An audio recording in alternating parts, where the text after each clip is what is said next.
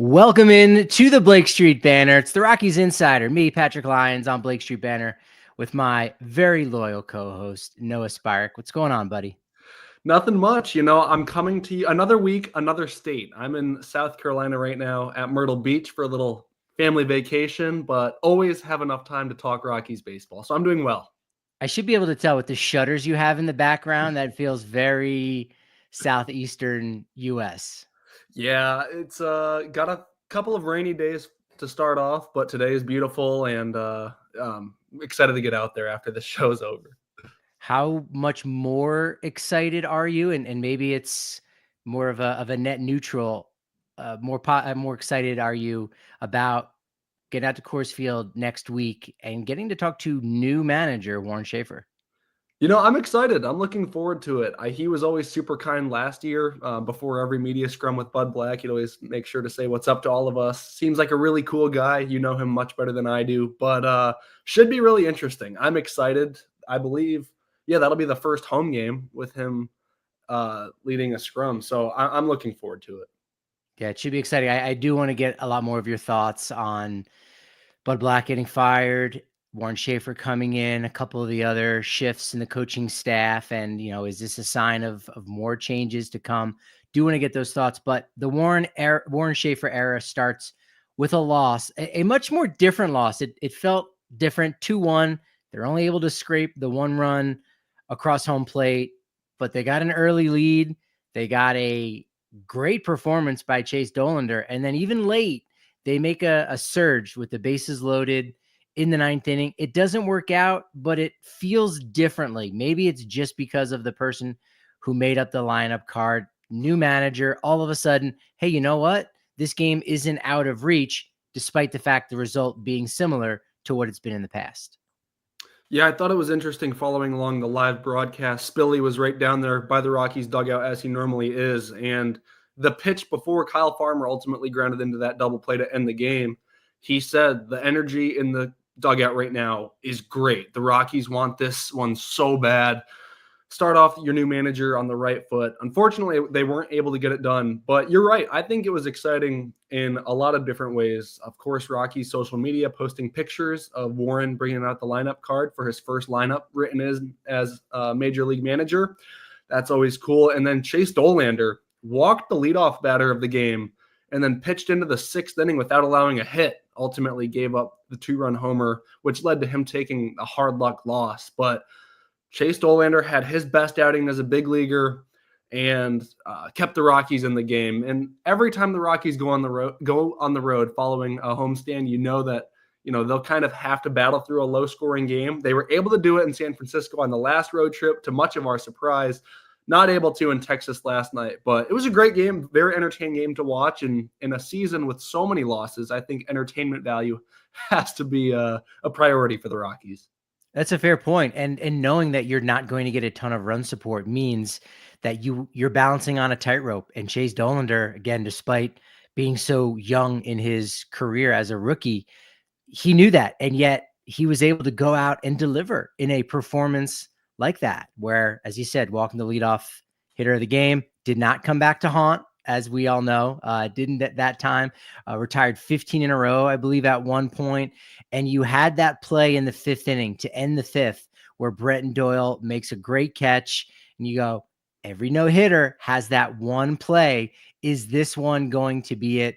Unfortunately, Wyatt Langford hits that 2-run home run to end the no-hitter and the shutout, erase the lead.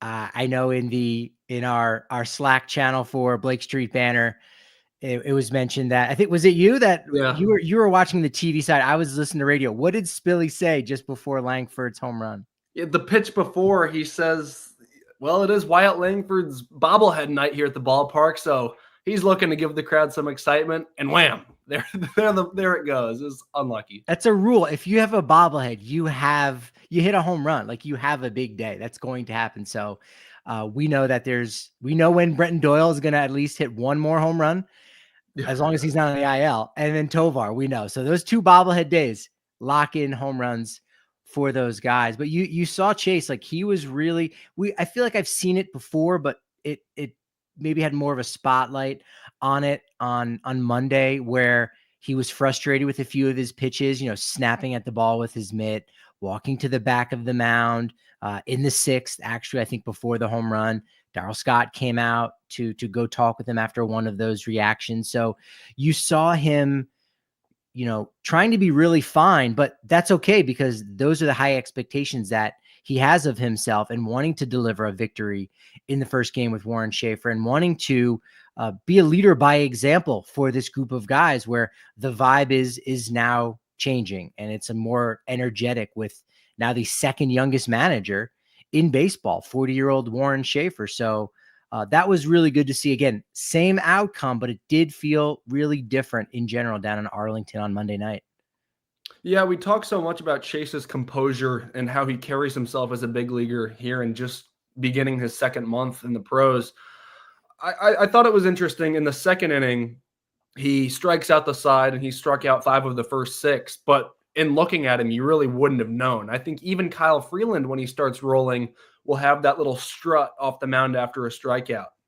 Chase really didn't show any of that. He always seems to be quietly confident, and you have to be that way at Coors Field at pitching as a Rockies pitcher, because, look, you're going to give up home runs, and you just got to get that next ball back and realize that that is in the past. But as the game progressed, certainly he realizes what he's doing. Every pitcher does. And so when Brenton Doyle made that leaping catch, or diving catch is a better way to describe it, to end the 5th inning, they showed a little replay of him just clapping it up for Brenton Doyle, maybe a little tip of the cap too.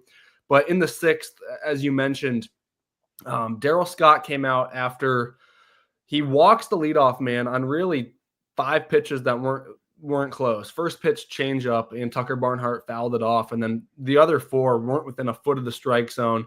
And he started the next batter, Ezekiel Duran, out in the exact same way. And Scott just ran to the mound and got him to focus back in. He got the next 2 outs, but then Langford stepped to the plate and hit the big fly. I think it's important that we recognize, he took whatever Darryl Scott had to say, and the broadcast kind of said that it was more mechanics instead of talking through an approach to a hitter. He took that, locked it back in for two batters, and then Langford's homer, it was a fastball out over the plate, but Langford, to his credit, took it the other way. So it wasn't a bad pitch, and when you throw 98, you can get away with throwing the ball a little bit over the heart of the plate. But that was my favorite outing of the year, maybe to watch, and it was coming off the heels of German Marquez. How about that? He turned in over a 6-inning performance at Coors Field, and that felt so needed for the Rockies. What did you see from German on the prior day? Yeah, he just looked like the old version of himself, where he definitely had command of his pitches. And between Sunday and Monday, where obviously we knew what happened Sunday post game, but following Saturday's 21-0 loss, it was very much, I think there was just this vibe that, okay, this is probably going to be the end of it, or now we really have hit rock bottom. So let's turn some things around. If not, either for Buddy, which German Marquez was going out there to perform for Buddy, or on Monday when it was Chase Dollander. And, both those guys, I think hopefully trending in the right direction for the staff to lead by example in that way. And I couldn't help but think when you bringing up Darryl Scott going out there and talking about mechanics in a no-hit bid, and it reminded me of the no-hitter by Ubaldo Jimenez in 2010, when the pitching coach at that time, Bob Apodaca, said, don't go from the windup, just go from the stretch. And so making those mechanical adjustments with a pitching coach and a young pitcher can have those positive results. It didn't end up working out, of course, on Monday, but it did feel like it was in general, a good start to the Warren Schaeffer era. Burge asking, one has to think that Tolia's leash has to be very short, leading the league in strikeout rate. There was a spot too early on where, it felt like it was the same old story with the Rockies. In fact, it was in the top of the 7th. So immediately after the Rangers take that 2-1 lead, Goodman with a leadoff double. He's been fantastic. And then Tolia strikes out on 3 pitches, does not advance the runner. Just a ground ball to the right side would have done that very easily. And We saw some mixing and matching then. Texas brings in Robert Garcia. Bouchard comes in to pinch hit. He hits a deep fly that advances Goodman from second to third, and you can't help but think, man, if Tolia could have just put that ball in play to the right side, Goodman's on third, and then Bouchard's fly out would have been a sacrifice fly. You would have been able to tie the game, and unfortunately, it doesn't work. Kyle Farmer came in to pinch hit, and Bruce Bochy countered with a 5-pitch walk, and then you got Amador to strike out swinging. So that's part of the problem that the Rockies have, is that despite all the right chess moves, which it really felt like Schaeffer was able to maneuver really well, and I think Bud Black, is a good chess master as well. But Schaeffer, I think, pushed the right buttons. You could push all the right buttons you want, but if you are outclassed and you are outmatched by a better team, you're just going to lose. Yeah, and that's been somewhat of a discourse online and on social media with, Bud Black, was he or was he not the problem? I mean, I think we all know the answer. Bud Black, the manager, is not fully responsible for the play of the Rockies, and we'll get into more of that later. But to more of Berge's point on Michael Tolia, there has been improvement since Clint Hurdle took over. Shout out to Luke Hall at Oak Tree Status on Twitter. He posted the stats for Tolia before and after Hurdle was hired. Before, he had a 47% strikeout rate in 67 plate appearances, and this tweet was posted May 9th. But since, it had been cut to 23% in 73 plate appearances. So Hurdle has obviously changed something in Tolia's approach that has, cut the strikeouts in half, given that was 3 days ago, but it couldn't have changed much in 2 ball games. So Tolia obviously working through some swing adjustments, but you need, and we talk about it all the time, situational at-bats, not getting that runner over, and you explained it well, but it could have led to a tie ball game. You never know how the rest of it plays out because the Rockies bullpen has been pretty good for most of the season. So you hate to see a wasted opportunity like that. I know last year he got sent to AAA, came back up, and that's what began his big run. Do you see that even being an option this year for Michael Tolia? I don't. Darielis pointing out there's not a ton of depth to send Tolia back to AAA, unfortunately. That's another piece of this too. Again, just because you have a new manager that may want to do things differently, what are his options? I believe Yanquiel Fernandez is the only one on the 40-man roster that's not currently in the majors or on the IL. So there just aren't those moves in those transactions. Keston Hera has been the guy at first base for Albuquerque for the most part. So I don't really think you've got an upgrade. And for what you were able to see at Tolia last year and the improvements that you pointed out there, Noah, via Luke Hall, he's trending in the right direction. There's just going to be those small sample sizes of you look and say, oh man, that was killer that he wasn't able to get a ball down on the ground to get the runner over. That being said, you take a much further look back and say, overall, since Clint Hurdle was instituted as the hitting coach and he'll now be the interim bench coach, Tolia has been playing better. But it does bring an interesting point that, didn't think of it until really this morning, because it was a lot of unpacking everything having to do with Bud Black, going on foul territory, talking with some radio stations up in Wyoming. It's been about Bud Black and just the dysfunction of the Rockies. But in looking at it just from the lens of Warren Schaeffer, it'll be interesting to see how he utilizes some of the young players. Buddy certainly was a guy that had his preference for veteran guys versus some of the young players. And frankly, you take a look at what some of the young players have been doing so far this season, and they have been underperforming and they've frustrated. And there's been some fundamental mistakes that young players do make. And some of them do need that, more seasoning. And if you only have a couple of those guys, or even one of those guys who don't have enough minor league seasoning, you can get by with those kind of mistakes. But when you have virtually a roster full of those kind of guys, it's hard to hide that player. So, I'm not sure if this means more playing time for Adiel Amador. I'm not sure if this means, he moves up in the order. I don't think there's really going to be too many drastic changes, but there could be some room for some differences. Again, possibly guys being shifted around in the batting order, or maybe Michael Toglia, now that his streak is over, maybe you see him on the bench a little bit more and you say, you know what, we want to get Martini's bat in the lineup and we want to, Stallings is catching. We need Goodman in the lineup. So you know what, Toglia, we are going to, sit you down despite the numbers improving. There's still some more changes that need to be made. I think it's more likely for Schaeffer to make a move like that than when Buddy was the manager. Yeah, and I think the way last year that Toglia was platooned almost to not hitting against lefties because his right-handed stance. I remember doing a show last year, not pitching the idea because social media had pitched it for me, but like he should drop the switch hitting because it had reached that depths of poor play. This year, it feels like Amador has been platooned to only hitting against right-handed arms, and I bring him up because he had struck out in a large spot last night.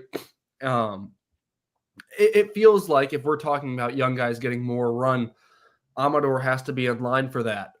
I'm not sure if we'll be able to see that if you try to think of the way that these guys can plug into the infield. If Toglia is out at first base, they tried Bouchard there, it didn't go well. So you can put Hunter Goodman there and have Stallings behind the plate. But with the amount of veterans on this team, you talk about Kyle Farmer and Nick Martini, you almost run out of space for these young guys to get playing time. Bud Black mentioned in a couple of press conferences earlier this season that, look, Zach Veen got his shot, and we're going to see more young guys be able to do that.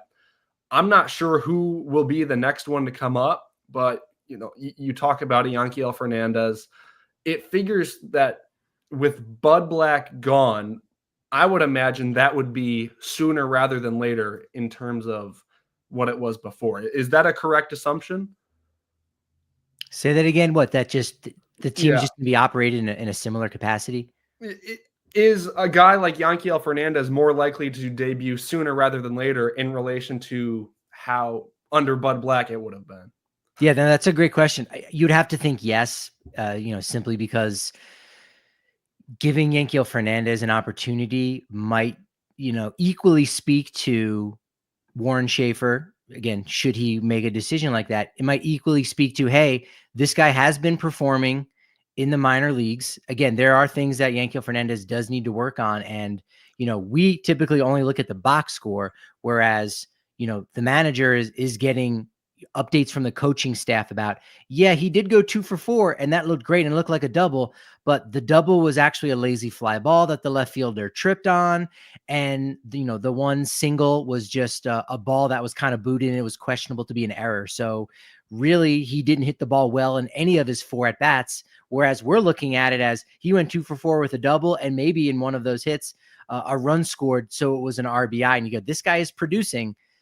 And it's not exactly like that, but still, I think it's equally that you want to give a guy a chance, an opportunity.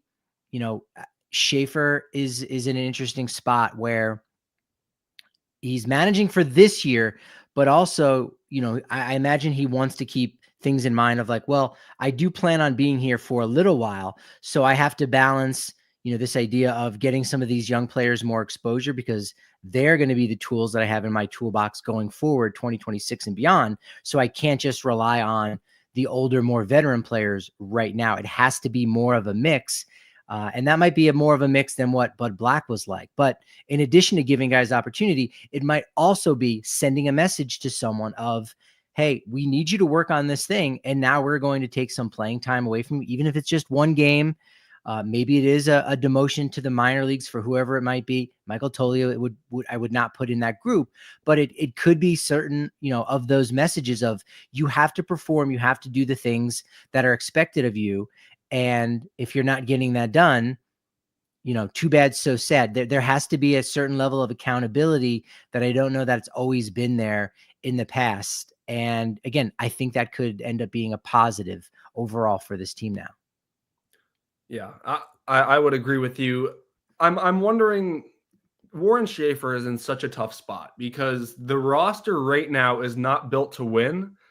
And if you want to, yourself as a manager, pitch yourself to be not more than the interim, but become the full-time manager, you would think that it's a results-based industry, so you would have to win to do that. MLB Network's John Heyman, in his tweet announcing the move that the Rockies made, ended it by saying, pray for Warren Schaeffer because of the state of the Rockies. Do you think, look, the Rockies have another 3 weeks before they play a team with a losing record? This Warren Schaeffer is going to have the job until the end of the season. What do you think he has to do this year? Let's just, I'll ask you straight up. What does Warren Schaeffer have to do to pitch himself to the front office as the fix and the manager moving forward into 2026? I think in terms of what the front office, what they're looking at, I think the bar is probably really low because, as I said, there has to be a certain level of accountability that I think Warren Schaeffer can keep his players to, but the front office doesn't really hold a lot of accountability to other people. So, that being said, win-loss record is not that critical. I think if the Rockies can avoid 121 losses and tying the record or even setting it, that in and of itself is a victory. It's certainly a victory that, the rest of baseball will laugh at, thinking, wow, you think this guy's like this great manager because you basically had a pace of 110 losses. I did the math. I forget what it. Oh yeah, excluding Monday and Tuesday's game, the Rockies would have to go 35-87, which is a 287 winning percentage, and extrapolated over 162 games is a 116 loss season, which isn't even that far off from the 121 losses. So to lose 120 games, which means you're only winning 42, you just have to have a 46 win pace. Like it's ridiculous, right? So Yeah. and I think he can do that. I think just the change and the vibe that's in the clubhouse and just the way he's going to go about his business and the energy that he has and that we've already seen so far in Texas, I think he'll be able to do that. And I think that in and of itself will be enough for the team to say, okay, yeah, this guy did his job. We'll bring him back. Or the other potential could be if, the Rockies do bring in an outside evaluator, which I do know from sources that there could be some conversations going on this week to bring in an outside evaluator. Might not be somebody from another organization, but still they might, again, reevaluate certain things and then go and say, all right, for what we now want to do here in, October of 2025, now we want to go a different direction, despite the fact that Warren Schaeffer probably did do everything he needed to do to keep his job. Maybe they can keep him around in some capacity. I don't know what that would be, but again, a lot would need to happen. Schaeffer can only control, the games that he is managing, and it's been so far so good. And I think overall he will allow them to, get enough wins to avoid losing 121 games. Yeah. Well, in the 121 loss record, and Burge saying he thinks that Schaeffer will be the full-time manager going forward, he'll have his opportunity to earn that spot. I want to touch on the Rockies avoiding the 121 loss record might not be the only one that they have to avoid, because on the road this year, the Rockies are 2-18. That's an 8-win pace. And when we recorded last week, it was a 10-win pace. So it's dropped off 2 games from what we thought was unfathomable. Patrick, how close to record territory is that? Man. Well, look, all you got to do is, win a game in Texas or in Arizona. And all of a sudden, again, that will shift things dramatically because you don't have a ton to work with. So there is that. But yeah, that's just so wild, right? To think that they are so far. The current Rockies record for fewest amount of road wins in a season is 14, but that came in a 60-game season. So they only played 30 games on the road and they won 14. So really the low mark for them would have been 2014, where they won only 21 games. They've got a long way to go until they get there. So that's really bad. I crunched the numbers. There's only been 50 times in which a team has won 20 or less games on the road in the season in baseball history. 4 of them came in a shortened 1981 season. 2 came in a shortened 1994 season. 15 or less road wins. It's never happened in a 162 game season. So even just hitting 15 would be a dubious mark for a franchise that's already pretty bad on the road. Yeah, well, and I'm looking at their road schedule, and it just doesn't get any easier anytime soon. I mean, after and then it's the Cubs and the Mets before they finally get the Marlins. Atlanta, the Rockies seem to always struggle in Atlanta, and then No, when you're the Washington. worst team in baseball, everyone you play is going to be better than you. And right now, the National League has become what the Western Conference used to be in the NBA, where all the best teams were there. So like they're going to get a reprieve on the 4th of July against the White Sox, when 48,000 people will pack the stadium to watch the two worst teams in all of baseball. That's baseball. I just now noticed that was the 4th of July slate. Wow. How That about one. this? Think about this. Warren Schaeffer is the 8th manager in Rockies franchise history since 1993. How many managers have the Miami Marlins had in that time? Do you know? Oh gosh. Name them. No, I'm kidding. I couldn't even try. No. Mattingly, I'd miss a couple too. Mattingly is the one that came to mind. He's the iconic Marlins manager for you. Yeah. Okay. Other than that, Shoemaker, Sure. is that okay? You got Jim Leland, who won the World Oh, Series with them in yeah. '97, and Jack McKeon in 2003. I don't know if I could go further than that. The So give me a number Marlins. then.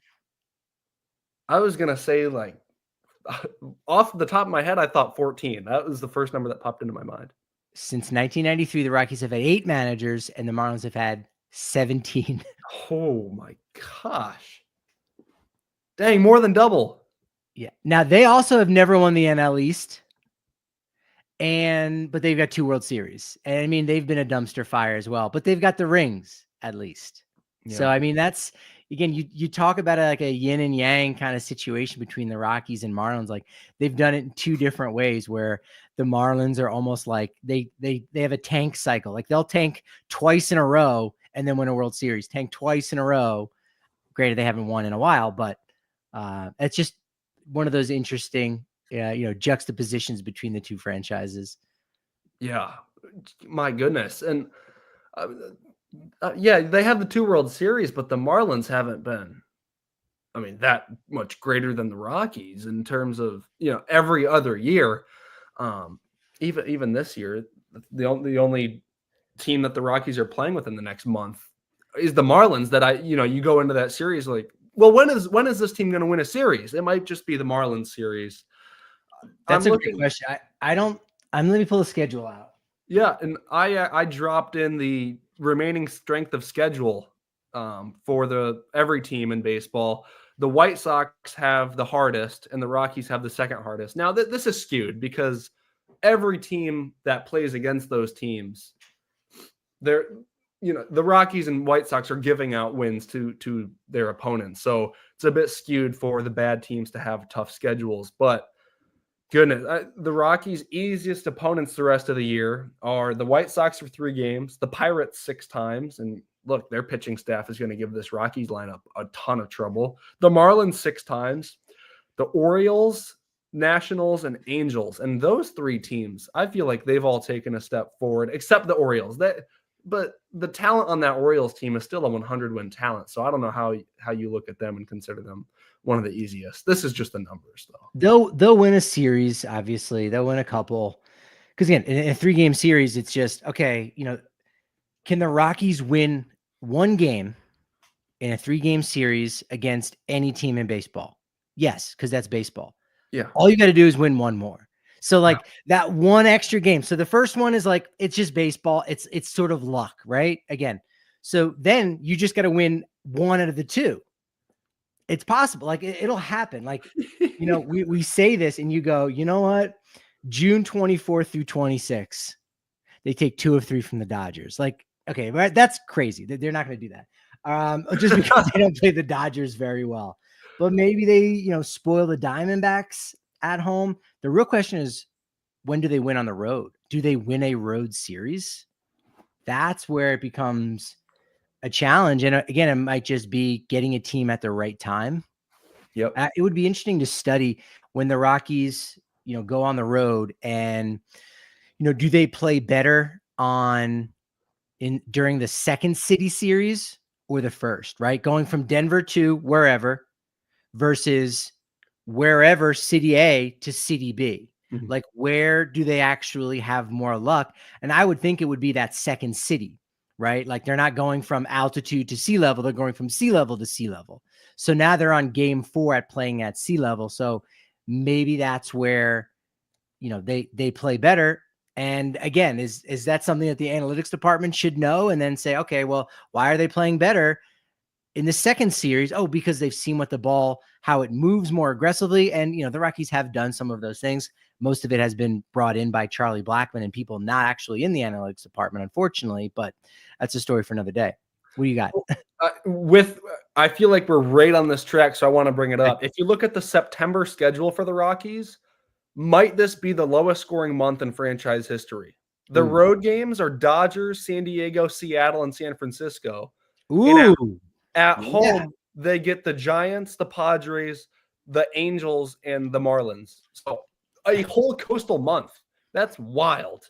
Number They one. get the Marlins and the Angels at home at the worst possible time when it's just totally irrelevant. But again, for narrative purposes, that maybe comes as a good thing where, you let's say you go 4-2 at home in your final home series, you win on that final day, you're going around Coors Field, slapping high five, saying goodbye to everybody before you go out for the final week of the regular season. And people are going, hey, the last I saw the Rockies, they were pretty good. They looked solid. They won, 4 of 6 against the Marlins and Angels. Hey, weren't they really bad? Oh, we're not going to talk about that. Just they played really well. And so, this year's schedule is actually, I don't want to sound like a conspiracy theorist. I think I've touched on this before, but with the power that Dick Monfort has in the commissioner's office and getting certain things and, getting his wishes granted, it is a little curious to think how perfect this schedule works out. You've got, the home opener is against the A's. Great, because it's the home opener. People are going to show up. You don't need to play the Dodgers, Yeah. right? You want to play the Dodgers during the week to get people out because they're already going to come on the weekend. You want to play them on weekdays. And lo and behold, what do you know? They play the Dodgers twice during the week. Huh. You also have the White Sox. You got to play them at home at some point. When's a good time to play them? How about 4th of July weekend? Oh, great. That works out really well. And you know what? September, no one's really going to be paying attention to your team. So why don't you go out on the road 2 of the final 3 weeks of the season? Hey, that's great for us. Who do you want to play as your final 6 games at home? How about the Marlins and, oh yeah, the Angels? They're awful. Mike Trout will probably be injured by that point in the season. So you know what? That's like the most perfect schedule I feel like you could possibly make up. And then you get it. You get that schedule. You get the Pirates on the weekend. So, all right, look, no one's really coming out to see Paul Skeens during the week, but on the weekend, maybe now all of a sudden that changes things a little bit. The schedule is pretty perfect for the Rockies from a business standpoint and from wins and losses when we talk about September, that final home series, Yeah. I hadn't thought about it in a conspiracy way, but it does line up in a pretty unique fashion. I never think that too much thought goes into creating the MLB schedule because at this point, I like the rule changes where you play everyone once a year. So there's not that much room for wiggling. But if you were to write a story, this is a Rockies picked story from Patrick Lyons, the Rockies insider. Yeah, I don't know. We'll see. We'll see what happens with that. Uh, how surprised were you though on Sunday? Where were you when you got the news? Was it a tweet? Were you watching the game? What was the deal? I was sitting on the couch and the Nuggets game had just ended or was currently playing. And I remember standing up like, whoa, the Rockies fired Bud Black. Although I want to give both of us our flowers here. We both mentioned on the Saturday before something about a feeling like, okay, like this is getting close. 21-0. And you weren't in the ballpark on Sunday, so I bet you were remissing about that. But I wasn't I was actually, surprised not that because much. I don't know if I was there. I don't know. I honestly didn't have any like FOMO. Like obviously, I'd always love to be at the ballpark on those days, but it was Mother's Day, and so yeah. I was happy to be with my mom. And I don't know. Maybe it's better that I didn't have that because I don't think I said this on the Rockies Insider podcast. I was building up to it, and then I pivoted to something else because I'm balancing too many things in my head because it just doesn't shut up in there. It never shuts up in there. So be thankful that you have the ability to turn me off because I don't. I have to. But after that 21 to nothing loss on Saturday, first off, we were all kind of looking around. Actually, I was the only one looking around. Everyone else just kind of had this dead stare ahead. And I'm looking around like, do we have to go downstairs? Like, do we? I'm joking, but I'm like, what are we gonna say? And like, what? Like, I honestly don't know because there's a lot that I already do know, and I'm not gonna ask a question to try to be inflammatory and get a response like that. But I went down and I just asked a question about Stephen Kolek. Like, I didn't care, but again, sometimes that's part of the job of like, hey, only his second start, used to be a big prospect. What are your thoughts? And and in a strange way, it felt like I was throwing a lifesaver to Buddy of like, all right, let's just talk baseball, not how miserable this is. And he got done with our questions, and I watched him walk out of the room, and I thought this could be the last time I see Buddy leave this room, and it was. Yeah, I was surprised because it came after a win, and then they went on to say that the decision was made in the morning, so they just let him have a last hoorah. Real quick, because Andrew Mason's been tracking this, the Rockies on the last games of homestands are a perfect 4-0 now, and every other day they're 3 and I guess 37, something like that. They have 3 wins every other day. I think it's really interesting. Why is Bud Black just the scapegoat here? I mean, I know the answer, but I want to hear your explanation for it. Yeah, he is. It's just things need to change, and this is like the easiest thing that you could change, despite again someone not necessarily having he deserves better than that, and he has been a very good manager, but sometimes you just need to change the wallpaper, right? Sometimes you just need to change things, and that's the easiest thing to do.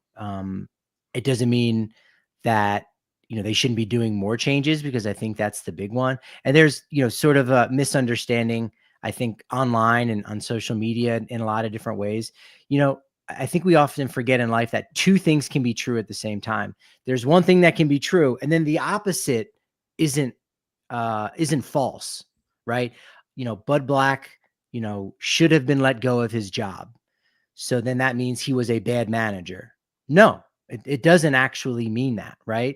And then when you say, well, it doesn't mean he was a bad manager, the opposite of that is, so he was a good manager, and he should have kept his job. No, he shouldn't have. So two things can be true, where he's a good manager, and yet they needed to go in a different direction. And I thought they've needed that since 2023 to maybe make some change for a lot of these young guys in the clubhouse, many of whom, were still fine, and they still had that growth. We've still seen, no pause in the progress from Doyle and Tovar, and Tolia, bloomed last year. So in a way, it's kind of no harm, no foul, but you do have, Tovar and Doyle and Tolia, basically, these three guys, they know nothing but 100 lost seasons as big leaguers. And that's not good. That's not a good thing. And, had a change maybe been made sooner, we're looking at, guys that only know 90 lost seasons, which isn't much better, but it's not to the same level of embarrassment. So I think it was necessary. It's unfortunate, but I think it could help breed new life just a little bit. And, I think in the wake of the firing of Bud Black, a lot of people, nationally jumped on board to say, here are my thoughts on the Rockies. Because even before 21 to nothing, we started to get more articles about how poorly the Rockies were. Cody Stavenhagen wrote about it. He was there before the Padres series for The Athletic to write about, what's going on in Denver, what's happening with the Rockies. And finally with Bud Black getting fired, it was, all right, now there's somewhat of an innocent victim here to this situation. And the whole organization is just totally messed up. And for all the people in Denver that say, hey, these people on the coast, they have no idea what's going on here in Denver, they're wrong. They're not. They're not. The Rockies are what's wrong. There's been no game plan by this front office, and changing the general manager to someone in-house doesn't mean, hey, there's a new game plan, let's stick this out. There's been no change in the game plan if you're paying attention. So pat yourself on the back if you want. If you follow Denver sports and you think you know what's going on, guess what? So does everybody else on the outside, because it's pretty easy to see how bad things have been for the Rockies. Yeah, the word you mentioned was necessary, and that is the word that Dick Monfort used in the statement that he released and the Rockies social media team pushed out. And it basically aligned with what you said, because you referenced 2023, and he opens his statement with, our play so far this season, especially coming off the last 2 seasons, has been unacceptable. He then goes on to say that they are capable of better, and they're making these changes so that they can improve where they can on the field and evaluate all areas of our operation. Unsurprisingly, most of Rockies fans did not agree with this sentiment, and they used this statement to really just fire back on Monfort himself. I mean, this is a statement. Anytime a move like this is made, you'll get a statement like this. I think when Michael Malone was fired from the Nuggets, it was way more surprising because he had won a championship and the Nuggets were still competing at the top of the Western Conference. Of course, now David Edelman's done a great job, and he has them battling in the second round. They go tonight again. But I mean, I'm wondering your thoughts on the statement that Monfort put out, and the Rockies themselves. They had a statement, but it was just saying what the move was. So what do you have on this Monfort statement? Pretty standard, pretty boilerplate, nothing inflammatory. Thank you, Bud, for your service. We felt like we needed a change, and okay, you've made a change, but it's not a change that's going to alter the results, unfortunately. And that's just how it is. Bill Schmidt, 24 hours before the firing, said like, yeah, we think Buddy's doing a good job. And then understandably so after 21-0. But again, it just really just underlines the communication that's going on inside the front office and, what page everybody is on.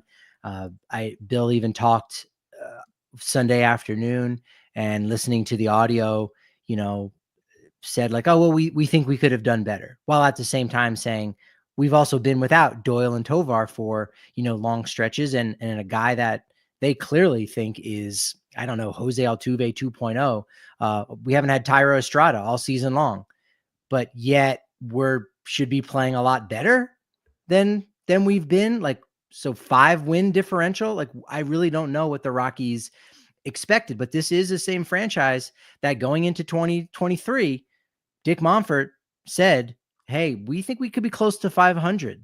And they lost 100 games that year.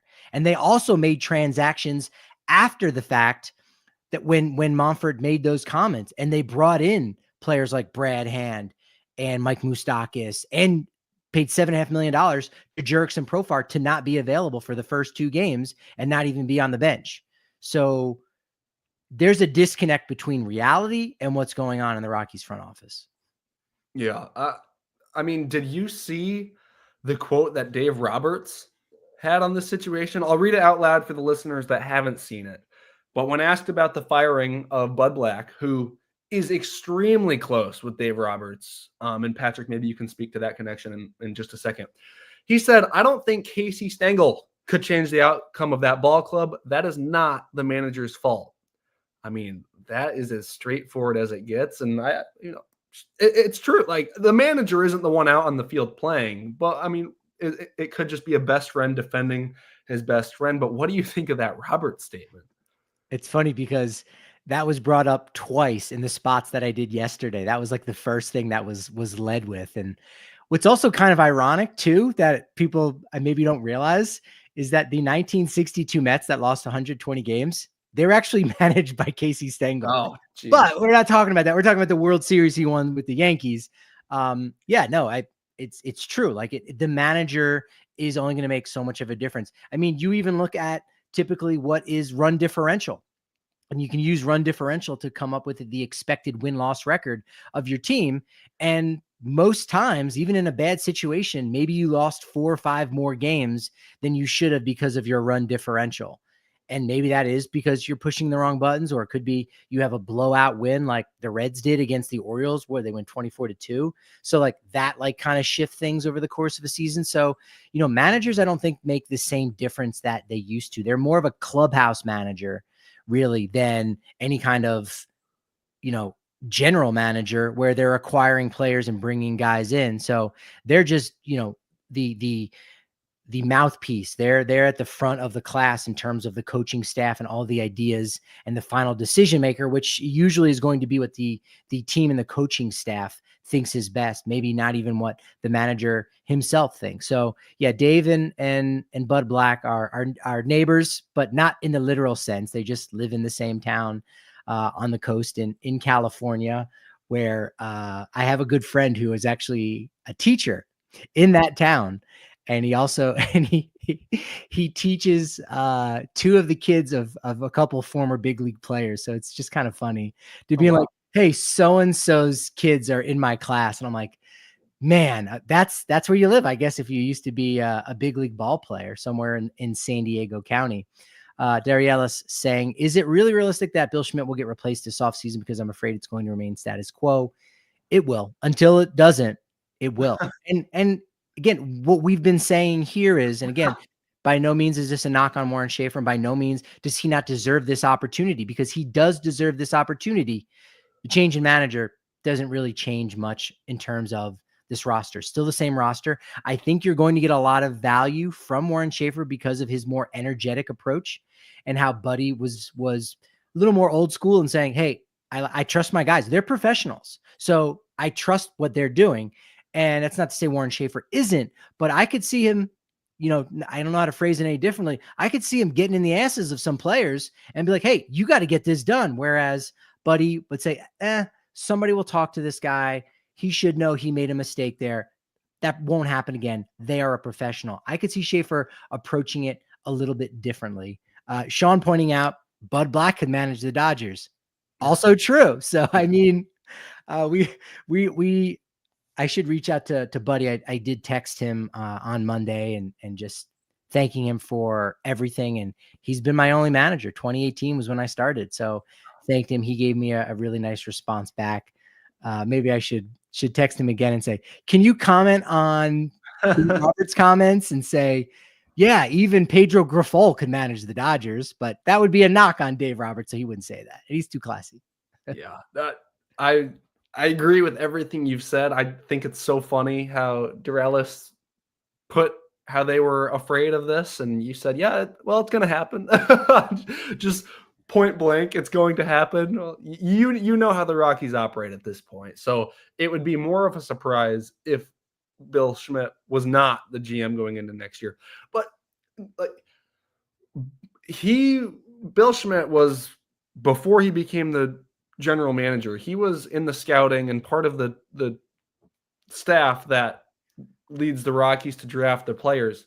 At this point, it's his players that he drafted that's starting to come up and percolate in the big leagues.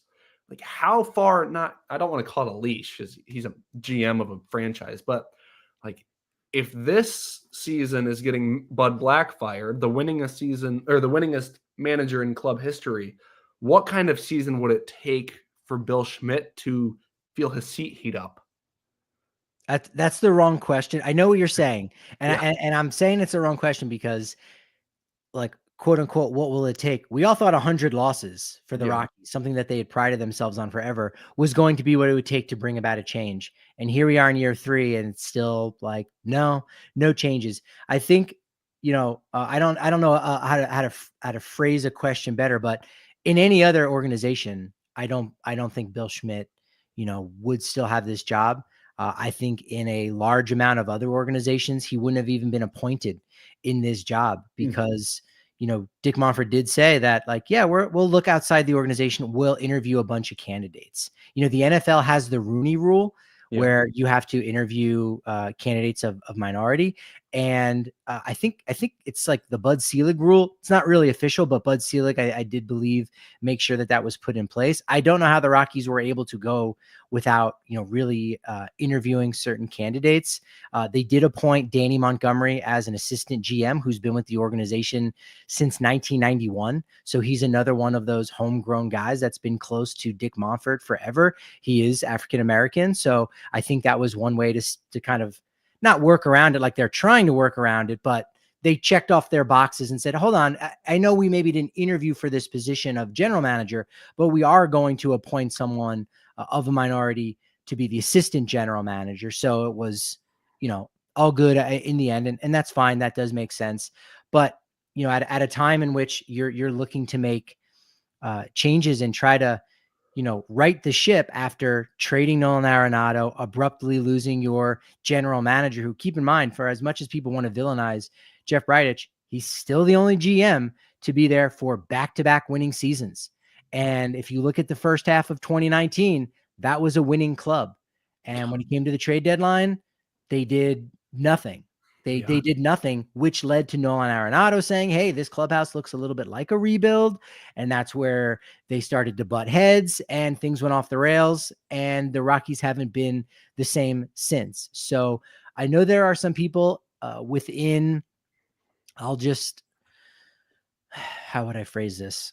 There are some people who are influential in the Rockies that would love to go into another organization and poach some of their best talent. But Dick Monfort does not want to do that. There are people that have Dick Monfort's ear that would love to go to Milwaukee or Cleveland or Tampa or the Dodgers and say, let's get the best baseball people that are out there, bring them to Colorado, and we'll make some of those major changes. And Dick Monfort does not want that. Yeah. I mean, I can't say anything that would top the intel that you provided throughout that entire sequence. I mean, it's as Rockies as it gets to keep the homegrown guys. You mentioned the assistant being a Rocky down to 1991, being a part of the organization. The Rockies have to find things that they can point to and say, okay, our fans can look forward to this, because eventually the team will make another postseason. But right now, it's all about finding things to look forward to. And as we get into, as you like to call it, our miscellaneous fodder, did you see, and shout out to Twitter for putting this on my feed, Jacob Stallings has a better ERA than any one of the Rockies starting rotation arms, 4.50. So. Wow. Is that it? We were debating what his ERA was because none of us could figure the math out. Maybe I hope Twitter didn't 409. I need to know the exact number now because I know I messed up in my calculation. Okay, it's 4.09, which is even better, which is now virtually impossible for any Rockies starter to have. It's just, I don't know. It'll be interesting to get, Schaeffer's take on position players pitching because, again, an old school mind goes, that's embarrassing. We're not going to do the embarrassing thing. A new school, maybe more analytic mind goes, we could save our best relief pitchers at a time in which we could save our best relief pitchers because this game is out of reach. And so, sure, it sucks that we got to use Trejo or Stallings or Kyle Farmer. Kyle Farmer's going to pitch this year, mark my word. Like it sucks that we have to use him. But what would suck even more is that if we went out and used somebody in our bullpen for 2 innings instead of Jacob Stallings, and now that guy's not available for the next day or the next 2, when we could actually win a ball game. So we could see an unprecedented amount. We could have somebody pitch this year that's never pitched before. Who would that even be, Noah? So Stallings, Trejo, and Farmer have all pitched. I don't think anyone else has pitched as far as the position players are concerned. Who would be the best for that? You've got to think about the players too that the Rockies would protect. Like they're not going to ever put Tovar on the mound. Yeah, probably not. I could see Mickey Moniak getting out there. Sure, why not? Now, I Sam Hilliard pitched in college. So did Charlie Blackmon. So those would have been two guys from the left. You got two lefties now out of your position player bullpen. oh yeah. Unfortunately, Sam Hilliard in AAA for right now, playing great, by the way. Maybe Tyler Freeman and Owen Miller, like the utility guys. Actually, what am I saying? I do know the answer to this. So Farmer has experience, so he might be the next one up. But number 4, the guy who has yet to pitch in the majors and very well could and very well should, Aaron Schunk. Aaron Schunk was the closer for Georgia in 2019. He was the closer / third baseman. So if anyone's going to go out there and huck some baseballs off the mound, Schunky's got to be that guy. So he is definitely in the running to pitch. That's embarrassing. He told us that. And I was on that call with Aaron when he came on Road to Blake Street a couple of years ago at this point. But Schunk, he's got to get out there. And they got to have his walk-up song and everything as he warms up out there. Or do you get a different music? What about that? What if you come in, if you're coming out of the bullpen, which, and actually he'd be coming out of the, that would be the first, well, I guess every time you have a position player pitch, the pitcher's coming out of the dugout and not the bullpen. I've never noticed that. Next time there's a position player pitching, like look out to the bullpen, like, is the door even open? Or is there like a confusion? Like if you work the bullpen door, are you opening it? And you're like, Stallings in the pitch. Got it. Let's open the door. And you're like, God, where is he? Somebody let Stallings know. And you're like, no, he's the catcher, but now he's pitching. You're like, oh crap. What do I do? Do I just close the door now? Or should I wait? Should I leave it open? Should we get some fresh air into this bullpen? What do we do? Yeah. Well, as long as there's a light show involved, like, I'm all good with it. Which at that point, when the position player's pitching, I don't think they did a light show in the bottom of the 9th. I was curious on Saturday. There was so many things happening, but I was like, oh my God, they better not do a light show in the bottom of the 9th. I'm pretty sure they didn't. I'm pretty sure they didn't. It's already notorious for being like the first and only team to give the visiting pitcher a light show, of the visiting closer a light show. Is that really true though? I don't know that that's true. It might just be because it's a light show for your team to be like, you're trying to pump the crowd up. So sure, it does look like it's, for the other closer. Okay. But you're saying there's not any of the other 29 teams don't try to pump their crowd up. I don't know that to be true or not. Fair. So you got to look into it. Again, that's the critical thinking mind. I think that some fans don't always have, of like, here's what I see. Here's my conclusion. Hold on. What if everybody else does that? Now, all of a sudden, it's not the take that you think it is. So do your research, folks. Watch the 9th inning. When the home team is losing, do they do something like that? I don't know. I could be wrong. Maybe the Rockies are the only one, but I'm willing to bet they're not. Yeah, and that's something that you just have to go to the ballpark to find out, right? So, because it's not during commercial, you're never going to see it at home. So are you saying that Blake Street Banner needs to have a GoFundMe to send you all around the U.S. to attend games in different cities, sometimes multiple games in the same city, because you know what? The home team might be winning. And then we don't know. We're going to I got to come back tomorrow now. Hey, no, when are you leaving Seattle? I don't know, man. They've just won 5 games in a row and they've been leading into the 9th. So I got to stay here and find out what it's like. And then finally, when I do get to the bottom of the 9th, when they're trailing, I'll know. I'll register it on the spreadsheet, and then I'll go to my next city. So clear your calendar and let's get this GoFundMe going for you, bud. Let's do. I'm down. It would. If I was in St. Louis right now, I'd be there a long time. They've won 9 straight games, so it's true. This would be a very, very fun project. We would call the GoFundMe the dumbest road trip ever. Like, oh, you want to sell the stadiums? Nope. I'm just kind of curious what it's like. You can't shoot an email out to somebody. Nah. I mean, They might lie. They might lie to prevent getting the data that I need. So got to go to every single city. Got it. A Blake Street Banter original. And then we'll get put on Netflix one day. I like it. What else would be in the documentary? What else would you do to create content, Noah, if you were going to every ballpark in MLB? What else would you do? Food review. Okay. Absolutely. And then I like touring stadiums, but when you have media credentials, you can almost give yourself a tour. Like, I paid for the Raiders tour in Las Vegas, but at Coors Field, you walk those tunnels by yourself anyway. So, I'd have to find my favorite food at the stadium and also just the most random spot in the stadium that probably I shouldn't be allowed, but I am. That'd be it. I think you'd have to go and find like the most hardcore fan at every ballpark too, Ooh. sit with them for an inning, figure out, why do they come to games? Is it just to get attention because they wear some crazy outfit? You also have to rate their smell. Like, okay, is there a serious body odor coming off of this person who's in this gigantic foam Raiders costume in the middle of the desert with the sun beating down on them? You're like, dude, you're really passionate, but man, you got to reapply the perspirate, every quarter or every 2 innings. I'll send this to our directors, and then it'll really get put into motion. They'll These like are it. all good. Yeah, and when we start to come up with some more notes for this documentary road trip / GoFundMe, we'll just record it as a podcast and we'll just put it all out there. So just stream of consciousness will be good. Yeah. No, go ahead and plug away. Let folks know where they can find all your content at.